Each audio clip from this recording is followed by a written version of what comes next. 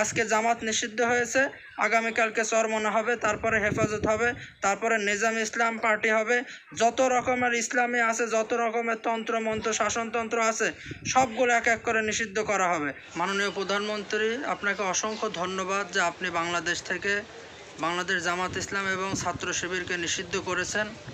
সেই সাথে আমার আরও একটি ছোট্ট আবদার আছে, সেটা হলো শুধু জামাত ইসলাম এবং শুধু শিবির নয়, বরং বাংলাদেশে যতগুলো ইসলামী দল আছে, যারা দাড়ি টুপি লেবাসধারী যারা আছে, আপনি তাদের সবাইকে নিষিদ্ধ করে দেন।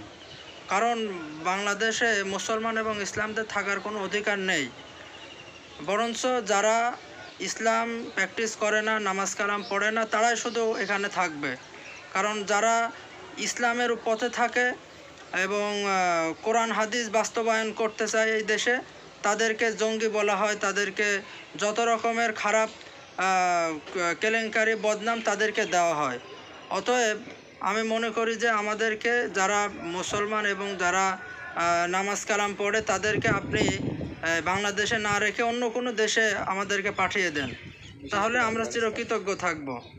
আর একটা কথা, আমি বিভিন্ন ঘরানার ইসলামিক যেগুলো দল আছে তাদেরকে আমি বলবো যে আপনারা মনে করছেন যে এখন হয়তো জামাত ইসলাম নিষিদ্ধ করেছে বলে আপনারা খুব মনে মনে বগল বাজাচ্ছেন যে আপনারা খুব ভালো আছে। একটা গরুকে যখন আঘাত করা হয়, পরের গরু কিন্তু ঠিকই বুঝতে পারে যে পরের লাঠিটা তার উপরে পড়বে, এই কারণে ওই গরু কিন্তু ঠিক সেখান থেকে দূরে চলে যায়। তো এই কারণে আপনাদেরও একটু এখান থেকে শিক্ষা নেওয়া উচিত যে এখন আপনারা গোপে তেল দিয়ে বসে আছেন।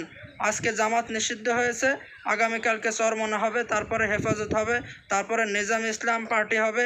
যত রকমের ইসলামী আছে, যত রকমের তন্ত্রমন্ত্র শাসনতন্ত্র আছে, সবগুলো এক এক করে নিষিদ্ধ করা হবে। তখন কিন্তু আর সুযোগ থাকবে না। এই জন্য এখন থেকেই আপনারা প্রস্তুতি গ্রহণ করেন যে কী করবেন।